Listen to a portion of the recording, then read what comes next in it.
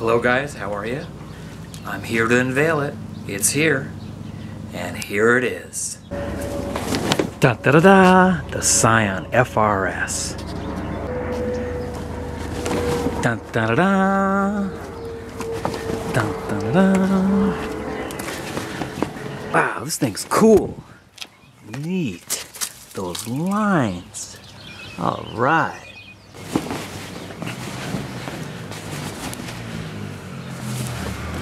Wow. There it is. Here it is. Wow.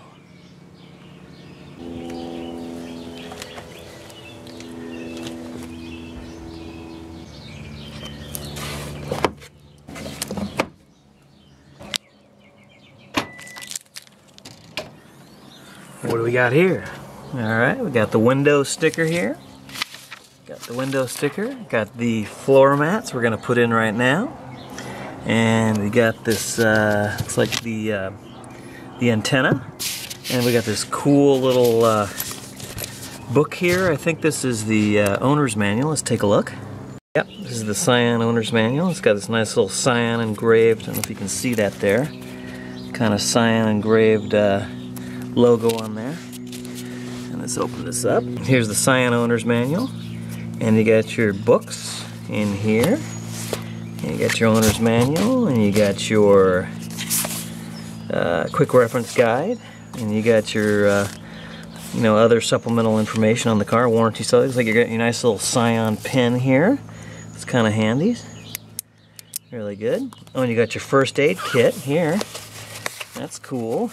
Got your first aid kit, and your band-aids, and your antiseptic wipes. Alright, we're moving inside. I'm going to remove this sticker here. You see every new car, a lot of them have this disclaimer sticker. That's the first thing that's going to go away. And we're moving on inside the vehicle.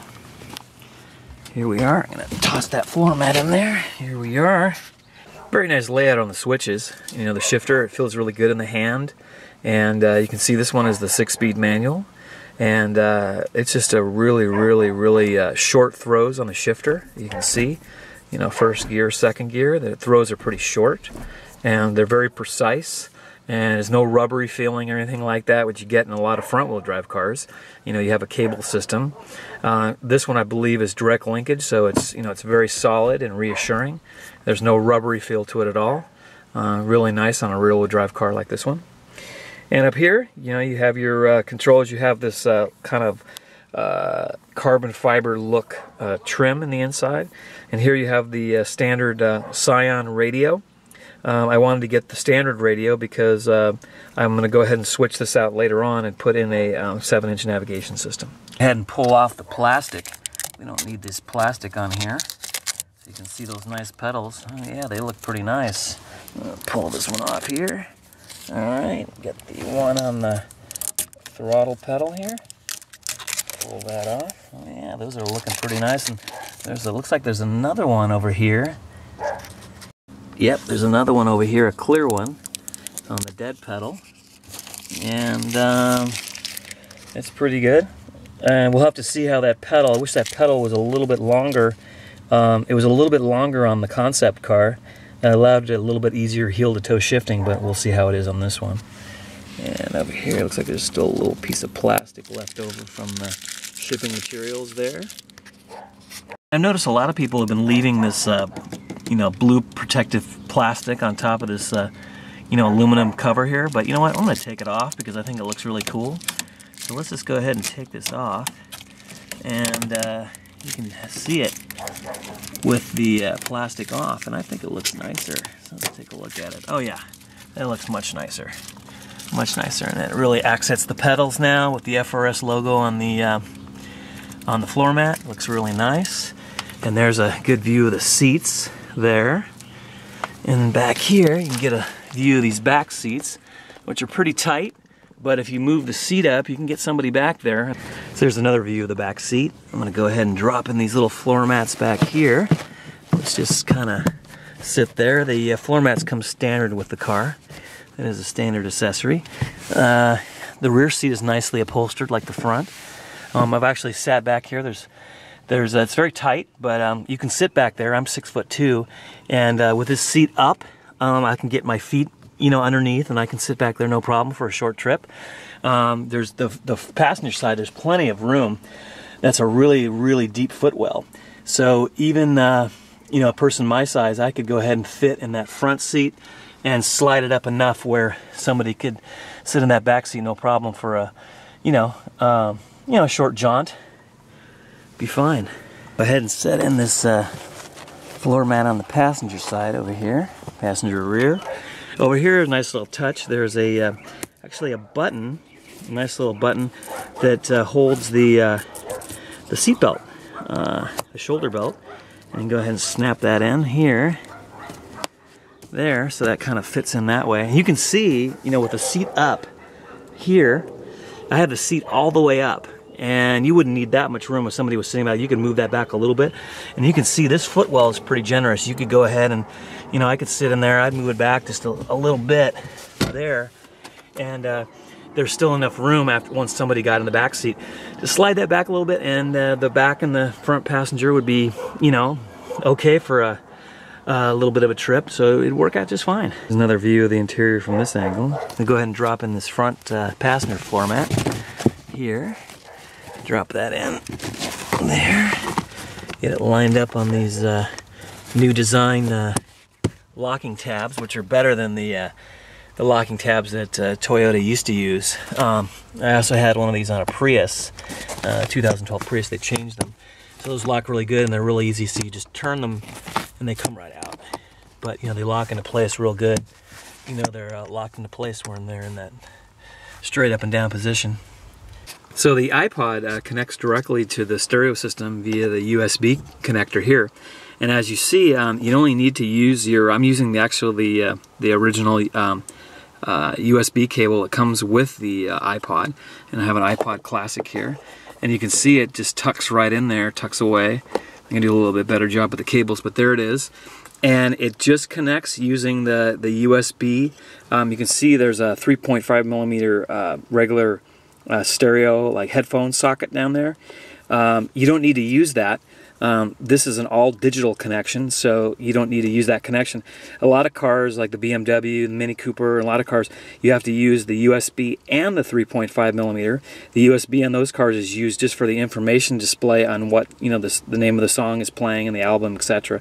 But here everything is done digitally, so that actually gives you a much better signal than you would be going through the 3.5 millimeter connection, because actually technically using this connection here, that's an analog input. But here it's all digital, and we go to the stereo now. Go ahead and turn it on, and you can see it says it's reading iPod, and then there's the name of the track that it's on right now. And it actually sounds pretty good for a factory stereo. I believe this one is a 250 watt system, 8 speakers, and all I'm going to do initially is just switch out this head unit and switch out with a navigation system. Up here you have your interior light, and of course you can turn it off. The door is open now, so it's illuminated, and if you shut the door, you can go ahead and just switch it to on all the time. So there is no map reading lights in the car. That's it. You can see the curve here of it kind of goes with the lines on the outside of the car, where it kind of curves in on the roof, and I'll show you that in a little bit. But the inside kind of does the same thing, and actually gives you a little bit more headroom right here on the edge. But it kind of follows that same line in reverse. And then here, this is the Bluetooth microphone for the hands-free talking. And you can see from this angle, now that I pulled off the tape off the pedals, it looks really nice with the FR-S, and you can see the pedals, and just kind of picking up those those details. It looks pretty nice. And in here, the red stitching and the red on the around the seats, it looks really nice. And in the back, the red stitching on the bottom. It's very well done. I mean, for the price range of the car, for less than $25,000, I'd say this is a pretty nice car on the inside. And now we're going to move on to the outside. Go ahead and put the antenna on, and it just screws on, you know, like a lot of your Toyotas. And some people replace this with, there's a shark fin that you can get. And, you know, I thought about maybe doing that, but so many cars have that now, I think I'm going to kind of leave it like it is for now. And, you know, maybe go with a shorter antenna. You can see the, you know, the way the roof line, how it kind of dips down here. And it's the same thing, how you see it in the inside of the car. It kind of follows that same design. And this actually is for aerodynamics, but also it makes, you know, whenever you have a crease in the panel like that, it makes the panel a little bit more rigid, so it makes it a little bit stronger.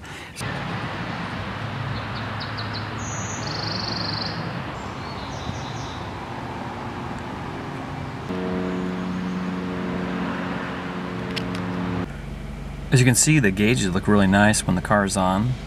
You can see it's kind of dark in here, and the gauges illuminate really nicely. They're very nicely illuminated. And there's the radio controls. Looks really good. And I think everything's really simple. You can see over here, you can see the controls for the auto window down and the power door locks.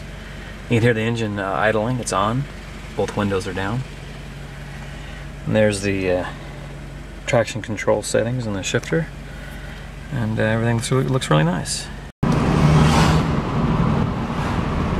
Here we are on Coldwater Canyon, and you can see the car just takes the turns just effortlessly. I mean, I could just drive it along here, and you know, I'm hitting my brakes because I got cars in front of me, but you could just take this thing just no problem. Just I'm in third gear, and you could just take the turns without even slowing down. I think it just carves them up like butter. Anyway, it's just the handling on it is just phenomenal. The steering response is just, I would say, very linear and just right on, and it's just kind of perfect. So it's kind of hard to get an idea, but yeah, it takes the turns just perfectly. And you can see it's right now I have the tires dialed into about 38, and I think that's an optimal. I think it's an optimal pressure. You know, I'll be playing around with them to see. But I have the rears at about 38.5, and the fronts at 38, and that seems to be a good. And you know, I don't even have 100 miles on the car, so the tires need a couple hundred miles to break in. Before they, you know, get up to optimum traction. But you know, just as I've been taking the turns, it just takes the turns like, I mean, nothing. I mean, here I'm on the brakes, I'm letting off. You can see I'm going around the corner. It just takes it like nothing. And the seats just hold you in. It's really, really good. It's very, very, very well dialed in. And you know, like I said, I haven't even explored the car anywhere near what it's capable of. But this is really fun. And even in this kind of traffic that I'm in, it's just really a lot of fun. So